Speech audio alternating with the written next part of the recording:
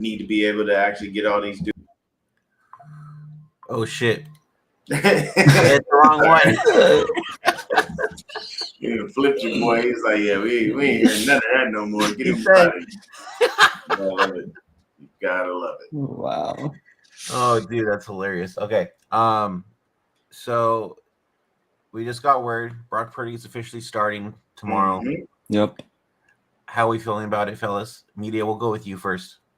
Yeah, all due to respect, like it was great to see Mac Jones, really be able to do what he did. But at the end of the day, Purdy, man, the fact that he has the ability to extend plays and move is what I like, really about Brock Purdy. And obviously with his contact, I'm like, you don't want him on the bench. Like that's just a bad look for the team if you were to just bench him, especially the first year into his like extension. Um, so I'm just glad, he's back. It's actually ironic because it's, he's from Arizona, and then you also have Ricky Pearsall coming back. So it's a little bit funny that I guess it kind of was planned to be this game. But yeah, I'm glad that we're starting to get healthy. Yeah, Dion. I mean, hey man, BP back on the field. There we go. 13. He deserved his job back. But the beauty is that we never had an actual quarterback controversy. Yeah, people out there talking about things, but nobody ever. The beauty is inside the building, we didn't have that as an issue because Mac Jones got up there consistently week after week, letting y'all know this is Brock Purdy's team. I'm just here for cleanup duty, and you got to respect that out of Mac Jones. So I can tell you right now, with the time that Mac Jones has played, this is one of those things where I keep telling y'all, I might not like Kyle, but I do give him credit in certain situations. Kyle gets people paid, bro. He get people jobs, man. Yeah, like look, I may not like him as our head coach because he just can't finish the job, and that's my only issue with him, really. But the man will get you get money when you leave, bro. Bro. If you know what, I'm gonna do that. I'm gonna take a look at the coaches. I'm gonna take a look at some of the play. You get broke off when you leave, for the most part. For the most part, not everybody. You know what I'm saying? But there are some players that came here where it kind of seemed like their careers were not necessarily living where they were supposed to be, and after they left here, they got some money. You know what I'm saying? Arden Key, Sam Aquan. Exactly. Look at these dudes. You know what I'm saying? Look at the coaches. Kyle Shanahan has created 3 head coaches in the NFL. 2 of them still currently have their jobs. One is back with us only because he went to a dumpster fire. He should have never went there in the first place. But that's just me. I'm sorry. If I had an opportunity to be a head coach and somebody was like, yeah, you get to coach the Jets. No, I'm good. There's certain franchises that you just want to stay away from because they don't care about winning. So yeah. You know what I'm saying? I'm happy that BP is back on the field. It's great for us. Glad that Ricky Pearsall is back on the field. This would be something, it's good. Like media said, homecoming for both of these young kids. That's definitely what's on Papa J. Homecoming for them, for both of these kids, everything that they have, here and being from Arizona, all that good stuff. And I think didn't Pearsall play a little bit of ASU or something like that? Yeah, he did before he transferred. To Florida. So there you go. That's going to be, a lot of people in the crowd, a lot of roars, for him to be able to do things. So I think it's a beautiful thing, man. It's good for them to be able to get up and come back out here. But one thing I will say is that Mac Jones did do something that Brock Purdy could not do. He won with the backups. Last year, Brock Purdy had to play with a lot of backups. He wasn't doing a lot of winning. Fair. Mac Jones just went out there, not always having the full crew. Yeah, he didn't have Kittle for several games. The only person that Mac Jones literally has had all year is Christian McCaffrey. Mm-hmm. That is it. But all our other weapons, all our technical starters, missing time. Technically, though, he did pass to CMC a lot this season, so. He did, but at the end of the day, who doesn't use one of the best safety blankets in the NFL? You have to. Yeah. So, what I'm saying? I know last year CMC wasn't around. Say what? said he played with Kendrick already, so he had that too in the Beautiful back. connection. Yes. Yep. I love And then you start getting that connection with Juwan, right? Yes, sir. And then But I mean, I think the connection with Jawan happened during training camp because you know usually like his main receiver that he would connect with. One thing I want to say is I like what I saw from Brian Robinson. Dude, yes, he's being used like this is how he was supposed to be getting used in the system. I really like what I saw from Brian Robinson. Here's my thing: He's do it warming up again now. and do more of it. Yeah, it's not hard. See, I'm going to say this, and I really want you guys' thoughts on this. B-Dubs, I actually want you to really, really give me some deep thoughts on this YouTube media. Why on God's green earth do the 49ers listen to Christian McCaffrey and Christian McCaffrey don't listen to the Niners? How does that young man have that much pull where he runs when he's going to come out or not? You guys are the coaches. You're the organization. Your job is to protect every player from themselves. And I get it. You know what I'm saying? You want to get back on the field. You don't want to lose your job, stuff like that. Christian, you ain't in danger of losing your job to Brian Robinson. You know that. No. Hell, Kyle openly stated he's here to back him up. He's here so we can give him a rest. Give him a rest. Split the carries right. Kyle, stick to the game plan. When you burn the ball more than 30 times, you win. And you win a lot. Well. Look who's in the building. it's The good. fairy himself. But I'm curious to see what you think on that media, because to me, I feel like the coaches need to take the reins and say, hey, look, you're gonna get 20 carries, he's gonna get 10, and we're gonna go win this game. Like, what do you think about that? Because I'm confused on why they just keep bending the Christian McCaffrey's will. And it's nothing against him. Of course, we all know he's a fantastic back, probably the best two-way back playing the game right now, outside of Jonathan Taylor, but I just don't understand it.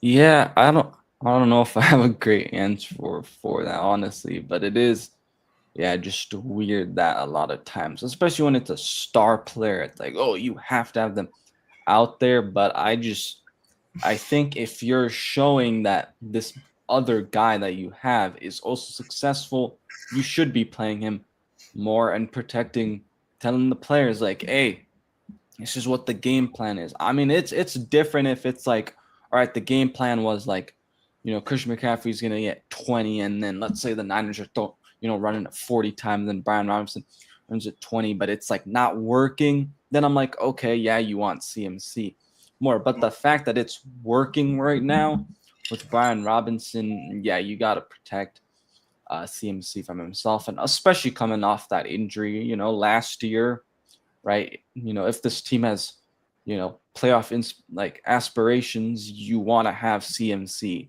healthy enough, to where you can use him in the playoffs and he's not, getting tired in the playoffs. Because we've seen this with a guy like Nick Bosa. Like every year when it's playoff time, it's like after he dominates the regular season, it's like he's not doing too well. Because I don't know if it still exists, but for a while I believe there was like some stat that he wasn't even getting a sack like in the playoffs. And so I think you definitely need to protect CMC from himself. It's not like you're disrespecting him at all. It's just you got to give guys a little bit of time, plays off. That's what I love about Andy Reid, because I don't really watch the Chiefs other than when we play them. But it's like even a nobody name that I've never heard of, like their third string tight end, I'll see out on the field and he gets a target or something. And it's like, even though he's doing something small, it's still impactful, like for the Chiefs. And that's what the Niners need to do. Yep. So I think Kyle's figuring it out now with these two to where it's working. It's been working for the past, couple weeks now, I would have to say. And I think we're going to see a lot more of Brian for the rest of the season. And Tony says, yeah, for sure, B-Rob has like 7 yards per carry. Give him the damn ball, which is true. Yeah. he's gaining them yards, bro, and it's working.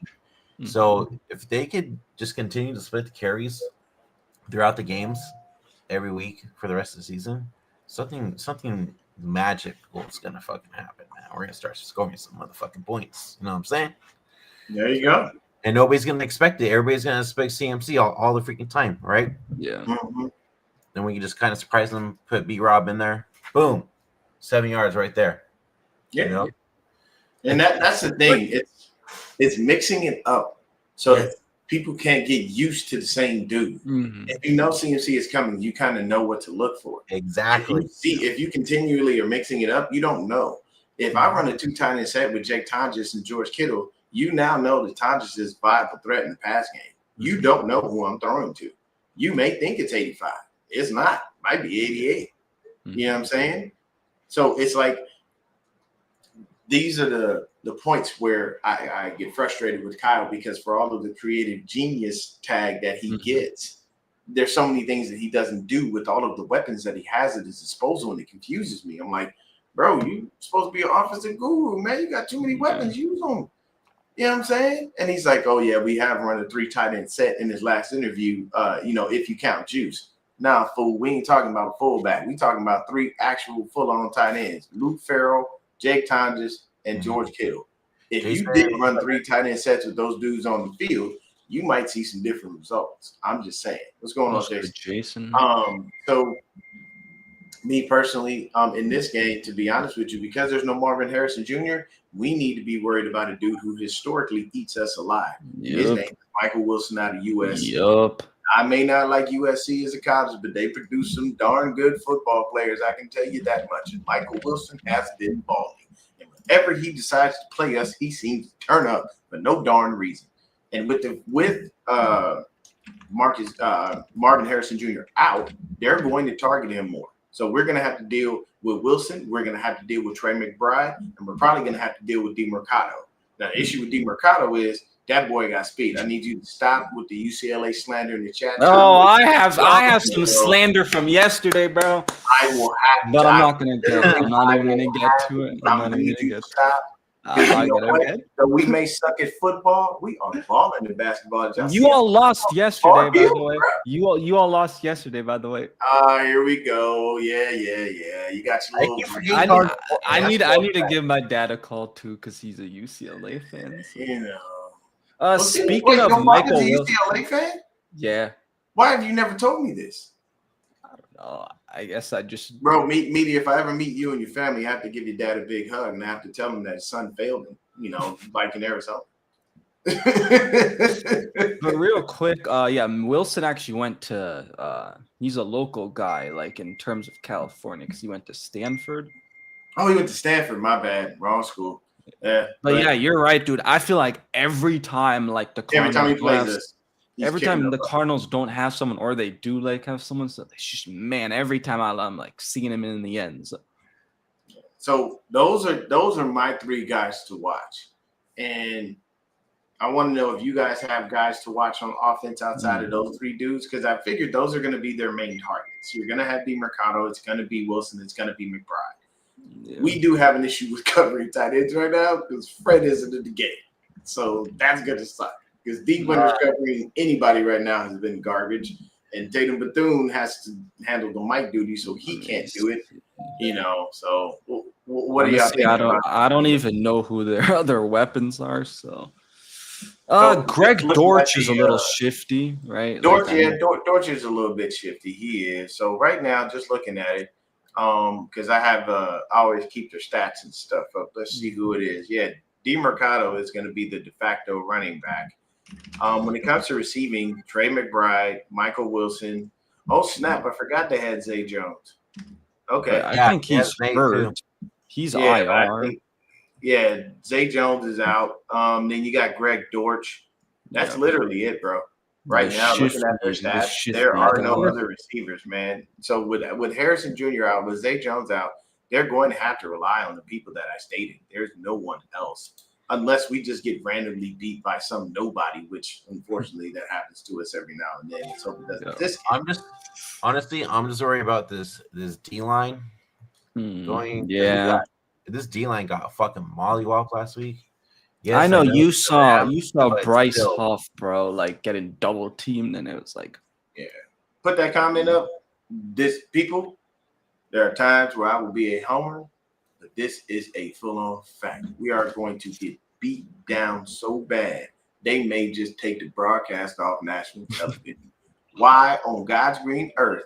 Who in the schedule thought it was good to put the UCLA Bruins up against the Ohio State Buckeyes? Why would you do this to my team? Whoever made this and put this on the schedule needs to be slapped. aren't you all in the Big Ten now, though? Unfortunately, but I don't want to play Ohio State. For what? It's that We unfortunate. get beat enough. I don't need to get destroyed.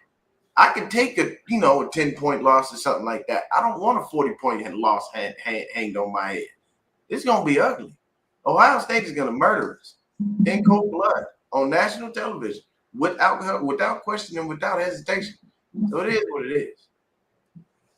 But back to the game, y'all. Yeah, I just had to, put out because if we beat them by some freaking nature chance, that would be the biggest upset in football, period. NFL, NCAA, high school, Pop Warner, UCLA beating Ohio State. If that happens, that would be the biggest upset ever.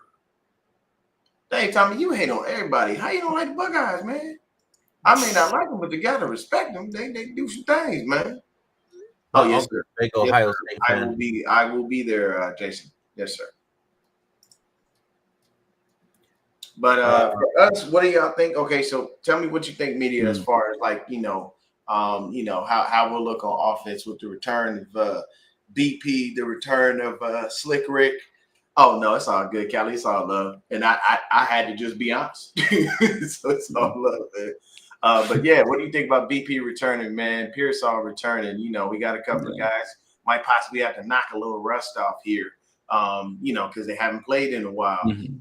Do you? I know with Brock, we just have to put him out there, and he just has to continue to go. But would you like to see some rotation in with Pearsall, working them in here and there, or keeping them on that field and making him knock that rust off? Yeah, I think with first Brock Purdy, just try to obviously it depends on the game plan because you don't want to force it, but just try to get some maybe screen plays, quick passes, complete just to knock off the rust a little bit and throw some of that to Ricky Pearsall as well. Maybe do a little bit of an end around or something that we haven't seen in a while. with Ricky, for example. I would rotate in Ricky a little bit, and I don't know if I guess it would be a snap count, just because again it's been 5-6 weeks since he's played, and obviously receiver is it takes some time to get the rust off, just because you gotta make sure you still have that connection, which I'm sure he does with Brock. But yeah, I'm gonna say just kind of rotate him a little bit. Just because again it's been 5-6 weeks. I think if this was 2-3 weeks, I'd be like, okay, maybe you don't need to have a really snap count, but yeah, just because it's been a while. I think just Sorry, bro. I didn't know Jason was trying to cook you. I thought that was gonna be Tommy who was say something like that. It just threw me off. Tommy did though at the top about my injury. Yeah, man. He said we got you with Slick Rick off the edge. I'll play this real quick. This is Kyle talking about Ricky coming back. Jason, this is why I have to have a background. Ricky Pearsall also back this week. At the same time, he went out that game. The last game was that Jacksonville game. What does he bring back to the offense? Well, I mean, Ricky, the way Ricky was playing before he got hurt, I mean, he was playing like a true number one receiver in this league, really playing like the guy that we wanted to draft. He had an unbelievable offseason, unbelievable start to this season. I think the hardest thing with losing Ricky was he was really the only receiver, too, that we got an offseason with.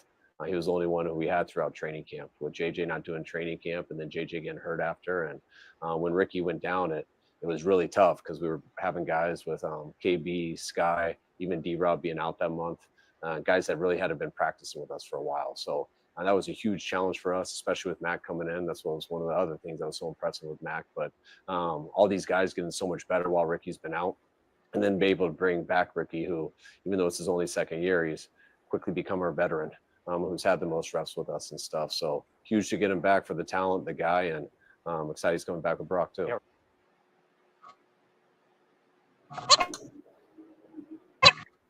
Whoa, what is that? What the heck? I think your mic is messing up, bro. I don't know what that was. Sounds like a bird. You gotta unmute yourself. Hello? There we go. Yeah, I don't know. It was weird. You sound like out in the My shit be messing up sometimes. I don't even know why. Anyways. So from that, here's the thing. Said it before, I'll say it again. Coaches have to say certain things. But I'm going to call BS on Kyle. Okay? Ricky was not playing like no true number one receiver. Let's slow down. Jason. Like, I can't. This is going. But this is why I need to have a background, Jason, because of you. Yes, always. But to me, honestly, like, look, I like that he has faith in Pearsall. I like that he has confidence in his young receiver and whatnot. But I wouldn't give him the moniker of playing like a first round pick because it did not happen. Okay, there's a difference when you play like a first round pick. You show it, we see it, but we don't. No, that does not work. I'm sorry. Here's the thing: if he's playing like a first round pick, first round picks have very low standards, and the bar has dropped from up here to way down here. And it's nothing against Ricky Pearsall, but there hasn't been enough on film for us to say that he's good. Yeah. Right now, he literally is just an unknown. We ain't seen enough. Mm-hmm. So once again, while I understand why head coaches will champion their players, this was a bit of a stretch, a little bit of a reach. What you think, media? I mean, it's just Kyle being Kyle and, basically rawing behind this guy. And I mean, it's whatever. I was going to ask you guys too, a lot of people are like, oh, Ricky Pearsall's injury prone. Do you put that tag on him or no? No. Last year he was shot. Today. Yeah, exactly. This year he had a simple knee injury. It is what it is, bro. Well, the crazy thing is ever since he's been with us, he's been missing games. When he was in college, he wasn't missing nothing. Yeah. So you can't say he's injury prone. But like Brandon said, I can't count last year because obviously it was something. Yeah, I'm not counting last year as that. You know what I'm saying? This year, I mean, I'll say this. If Ricky comes back for like 1 or 2 games and goes back on the IR, he's going to start leaning toward that. You know what I mean? Like if that knee really continually bothers him, then it pisses me off because it means we drafted another first round pick with a degenerative knee issue that we probably knew about and just neglected, i.e. Javon Kinlaw. So it's not a good look if he winds up going back on IR, but for right now, everything should be cool. No. It's fair. Yeah. Okay, guys. So who needs to be the standout star going into tomorrow's game? And how is this Niner team bounce back and get a W against the Cardinals? Go ahead, take a media. I'm gonna go with Alfred Collins, man. This guy, like everybody was in camp, and not obviously because he was dealing with an injury. I don't know if it was from college still, but whatnot. Like, anyways, he missed some camp, right? And it's like everybody was like, "Oh, he's not looking good, man." Every week he just looks better and better to me. I mean, with this defensive line banged up, and I was hoping that CJ West would, get some playing time. It's kind of weird to me that he's been inactive. But yeah, man, I just think Alfred Collins, like, he's just, if he can do what he did versus the Rams the first time, punch that ball out, force a turnover, I mean, that's going to be great. But yeah, I've just been impressed with Alfred Collins, I feel like, every week. Okay. Yeah. For me, honestly, the offense has to be firing on all cylinders. Yeah. You know what I'm saying? We need to make sure that we get Pearsall the ball Kittle's got to be involved. CMC's got to be involved. B-Rock got to be involved. You know what I'm saying? Heck, hit Juice on a wheel route. Like, open the offense up to make sure that you are involving everyone so they cannot key in on one specific person. Because when people play us 9 times out of 10, they look to put a game plan up to stop Christian McCaffrey. Does it always work? No, because I think he's had over 100 scrimmage yards majority of the games we played this season. So it's something to try to slow him down, but you never stop him because it just doesn't happen. So for me personally, I would think that the game plan would be to just make sure that we open it up to a variety of weapons, make sure that we spread the love around. And, like Media said earlier, get Brock in on some quick rhythm type throws.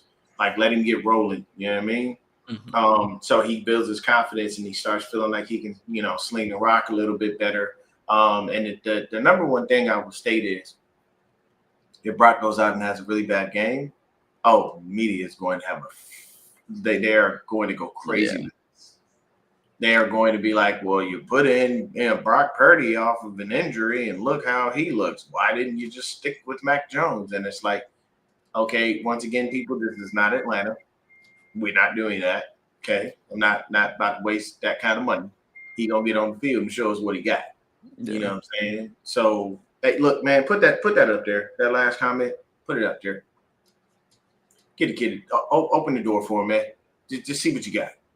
At this point, at the end of the day, you need to see what you got in certain dudes. Yep. Don't keep holding kids back because you feel, but they're not ready, or they didn't do this, or they didn't do that. One little sidebar for me is, I'm tired of the Nick Martin slander for his special teams play. Some people aren't special teams guys. Yeah. Okay, I'm gonna give you a prime example. There's a young man that's actually not doing so bad playing, a little bit more than he has. One of media's favorite players, Demetrius Flanagan-Fowles. He is a New York Giant, and he is one of their starting linebackers. Yeah. He's been looking all right. But see, DFF, special teams was his thing. That's what he did. He was really good at it. Some people aren't good at special teams. So you put them on some people you really have to put on the field. You just say, go make a play. That's truthfully how you have to work with some guys. Michael Vick openly admitted in his career that in the beginning, he ain't read no playbook. He just went out there and played. You know what I'm saying? It wasn't until later in his career where he started, paying attention to the playbook, studying things. And he even admitted, hey, if I'd have done this earlier, my career probably would have lasted longer.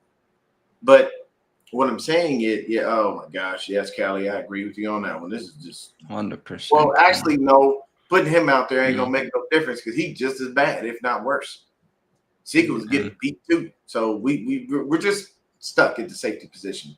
To me, what this screams is there's a young man that we let walk and go to Denver because we didn't want to pay him. We should just let him stay here. And that's Talanoa Hufanga. That's neither here nor there. But I have to say, with that back end of our defense and not looking so great, it's because our front seven ain't doing great. Yeah. And our linebackers are not doing that great either. The whole defense just looks like complete garbage ever since Warner and Bosa and freaking Malik. Michael Williams. Michael Williams. Yeah. Now, I agree with you that the defense has been looking like dog water, but at the end of the day, I'm just saying Huff would be a big help right now. I'm going to throw that out. So, for me, I think that's just a game plan. Get out there, make sure you spread the ball around, spread the love, make do with what you have. And, make sure that you keep them on their toes. Don't always give the ball to Kittle. Don't always give the ball to CMC. Throw to Jennings every now and then. Throw to Farrell. Throw to Tonjes. Just open the door up, man. You know what I'm saying? Every game, we should be throwing to at least 8 or 9 receivers. Spread that love, man. Get Jordan Watkins involved a little. You know what I'm saying? Like, just open the door. Throw to people they don't think you're going to throw to.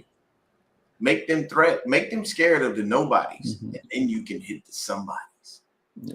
You see what I'm saying? Because if I got you this whole game worried about Jordan Watkins, because he's been eating you alive, you even forgot about George Kittle, didn't you? Good job, dummy. Because you know what's going to happen? He about to eat you alive. You know what I'm saying? His coverage is what scares me there, Callie. I'm sorry. Yeah. That's my thing. His coverage skills are hot garbage. I ain't saying Jair's any better, but it just, I don't know, man. Just we just got a problem at the safety position outside of Malik Mustafa. So don't be surprised if we find a new safety, because it ain't Jason Pinnock, because he is a special team for life. Yeah. So we just got to get better at things. But that's my idea, man. I think this honestly, with what they have on defense, if there's supposed to be a guy that we feed, I would recommend it be George Kittle. I think we need to let him loose on this defense and feed him. You know, Kittle should be over 100 yards receiving at a bare minimum, man. We should be lighting them up. And, you know, I know Brock's coming off injury, but Brock, you're going to have to top at least 250 passing there, bro. Mac been in the 300 several times. Yeah, I was going to mention that is like Mac Mac Jones putting up yards, man. That also varies if we're running a lot, too. Yeah. So I mean, I understand that part. Now we get you running, and you know we got the game, we locked down, we keep TOP in our favor, all that stuff. I get it. But if we are throwing that ball, Brock, you have to go over 250. Anything less than that, man, you better have about 3-4 touchdowns. Because other than that, bro, it's Mac throws that rock, and he throws it very well. I give him that much, man. Yeah. Real quick, I didn't understand why they even elevated Sebastian Valdez last week, because they didn't even play him, and does not still take a spot in terms of elevation? So like they still it does take a spot on the roster, but I think the reason that they did it is because they're so worried about constant injuries that they may need him up just in case. You know what I'm saying? I mean, because I think what we have is 56 now, right, for the roster. Not 53 anymore. I think it's 55. Okay, 55. But I think you can only have about 46, 47 players actually active, if I'm not mistaken. So so I'm pretty sure they had him up just in case. You know what I mean? Yeah. Because you got to have that as far as that's concerned. But I honestly think that this should be a really big game for George Kittle on offense. That's who I want to shine. I agree with media and with B-Dubs. I think Alfred Collins needs to ball out. I need him to start pushing that middle real quick. So those would be my guys for offense and defense, you know, as far as X factors go. Okay. Media, your X factors are, you said Collins, right? Yep. And then offensively, I'm going to go with our guy that's back, Ricky Pearsall. Okay. Homecoming, I think he'll have a big game. Yeah. There you go. I'm going to go, I think we all agree, Alfred Collins on defense. Offense, I'm going to go with another homecoming, Brock Purdy. Okay. I think he goes out there and he balls out, bro. And everybody's going to put the quarterback controversy bullshit to bed after he balls out. There you go. And don't you have something to talk about here with your partnership with Fanatics? Yes. So thank you, Dion. We are partnered with Fanatics. So if you go ahead and let me bring up the link real quick. Go to this link right here, fanaticscreators.com/my page /Forever Faithful Pod. I have a storefront on that page, and you guys could shop all NFL gear, NBA gear, WWE gear, whatever, and get like a little discount. And you don't have to go through the whole Fanatics shop to, try to find what you're looking for. I got everything right there. And you guys check that out, please. Support it and share it. Really appreciate it. Also hit that subscribe button once again on all channels. Forever Faithful Podcast, Niner Game Podcast, 49er Media. And I think that's gonna. Anything else you guys want to mention before we head out of here? We just got to stay strong. We got to stay tough. And I'm going to say this again, and I'm going to keep saying it until it happens, because I'm trying to help your franchise out. Cardinals fans, show up, man. Show up. Stop letting the opposing team take over your stadium, bro. It's getting pathetic. It's getting pathetic. And I know that we both wear red, but I can tell you right now, everybody knows a Niner versus a Cardinal. Ain't no mistake in that much. We have the better red. Yeah. I will say this: if you're a Cardinal fan, wear your black jerseys. You know what I'm saying? Pump yourself up, feel good, go out and support your team.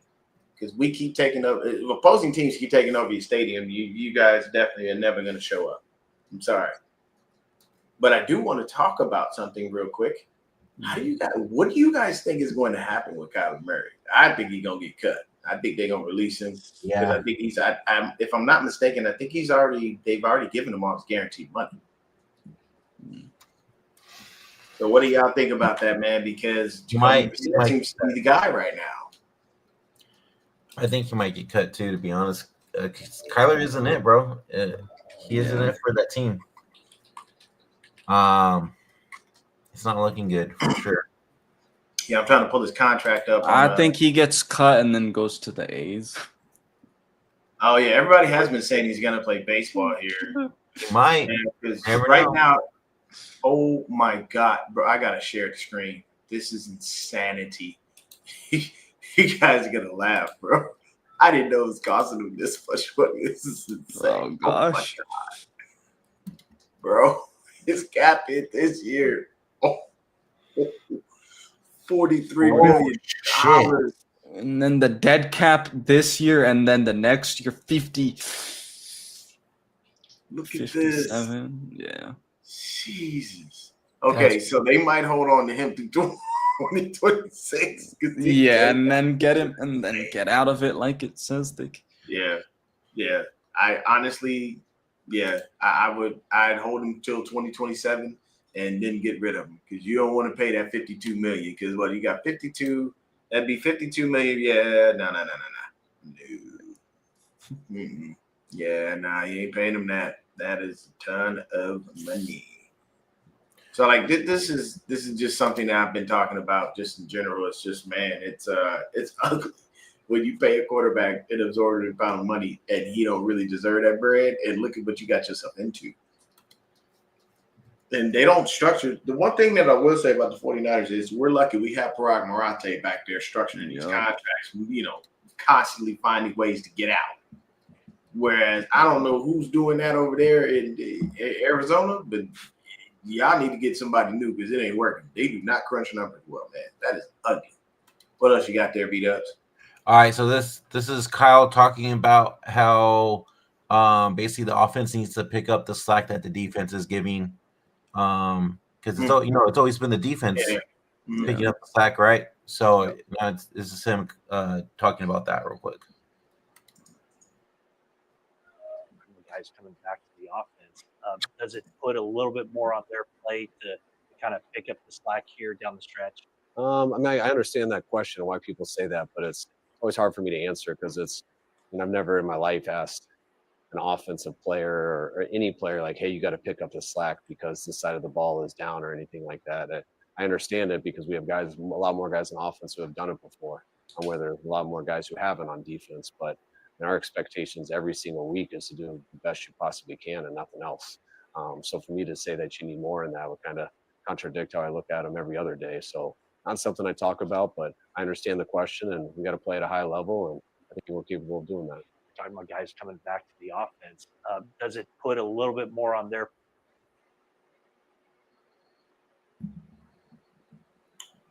What you think about that, media? Yeah, I mean, I don't know. There's not really much I feel like I got from what he answered.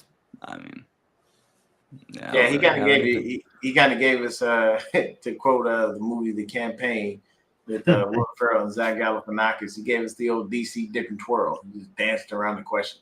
Like it amazes me sometimes how that's how it works. You know what I'm saying? Head coaches will just dance around questions. They won't actually just come out and fully answer them. I have always been a proponent of understanding that they can say certain things, they can't say certain things, but at the end of the day, we all know he has to ask the offense to pick up slack because defense. There are times when defense has had us in games, and we just we're just not giving them anything. You know what I mean? Mm-hmm. This last game, this was just I don't know. This was just a revenge game. And it was kind of odd that Devontae Adams went out with a back injury, though. I've never seen him have a back injury a day in his life. Maybe age is starting to catch up with him. You know what I'm saying? He's never really taken a lot of his, but I think that one year in Vegas, he was getting murdered out there. So it's a little bit different. But yeah, I don't have much from that. I just think it's kind of obvious the offense does need to pick up slack. They do have to fire on all cylinders and be a little bit better, but kind of is what it is.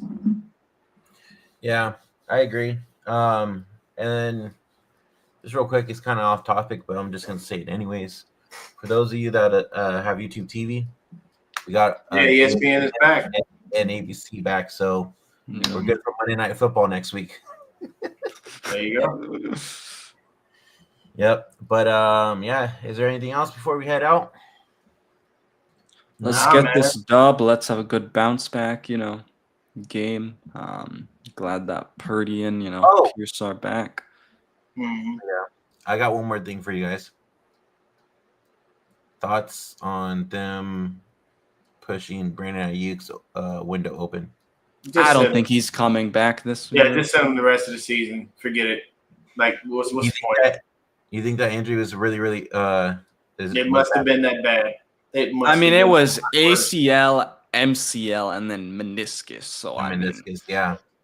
Just sit him and prepare him for next year. That's all you can do. Yeah. There's not even a point to put him on the field. If I don't see Brandon Ayuk by the bye week, then what's the significance of him even playing for the rest of the year? Exactly. Like bringing him back, like what are you going to do? Try to bring him back? You don't want to knock him rust off in the playoffs. That'd be the stupidest thing ever. Yeah, that's true. Like I would think he would have to play at least 3 to 4 games just to kind of get his body calloused up to be in football shape at a bare minimum. Because hypothetically speaking, we're on the outside looking in for wild card, but we're close. We're right there. We're still in the race. But I do not want Brandon Ayuk coming back during a wild card game. Like he's not the type of receiver that comes off an injury, and I feel like he's going to just go crazy.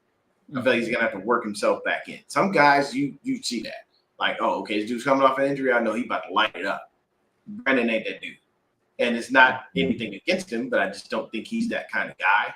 I haven't seen that from him. So for me, with BA, if you don't put him in off the bye week, don't put him in at all. Yeah, I agree.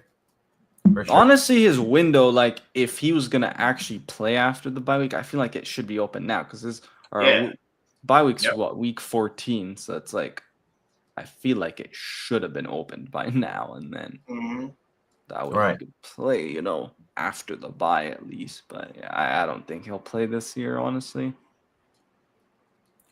All right, for sure.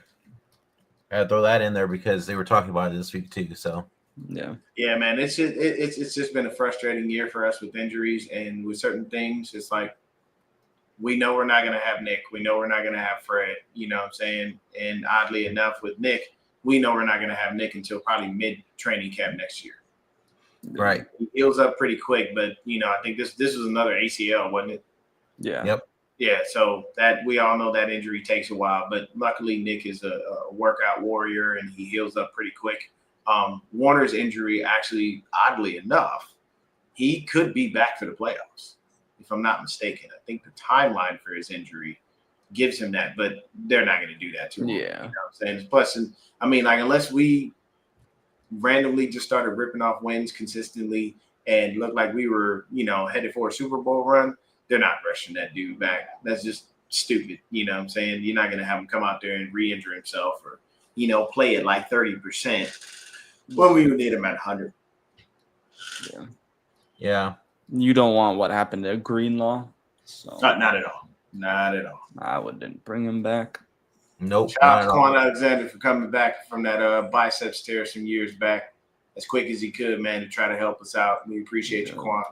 We just never can stay healthy here, but nobody can stay healthy in San Francisco. He could. Well, the problem is I don't think he stayed healthy. I don't think he even stayed healthy with Tampa Bay. No, he hasn't. That's been the knock on his career for the most part. Just been health. That sucks. Anyways, all right. Well, let's see what happens tomorrow. Dion, enjoy the game over there at the stadium tomorrow, bro. Yes, sir. I know John Chapman's going to be there. Yep. with the rest of his party crew. So I'll be out there with the AZ Niner Empire. We'll be over at Salt. So if you're over there at Westgate, definitely come on down, come hang out. You know what I'm saying? Come chill. Because we'll be having a blast. Go live a little bit while you're over there too, you know? Oh, yeah. Definitely so, man. Definitely so. Show everybody what it's like. You know what I'm saying? People don't understand.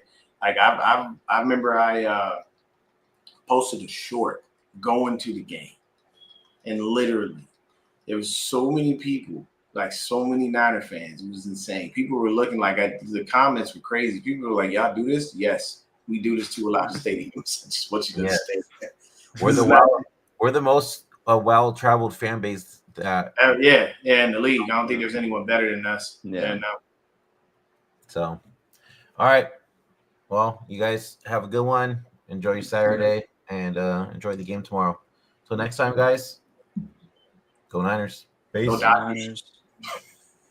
Okay. Fuck the Dodgers. Yeah.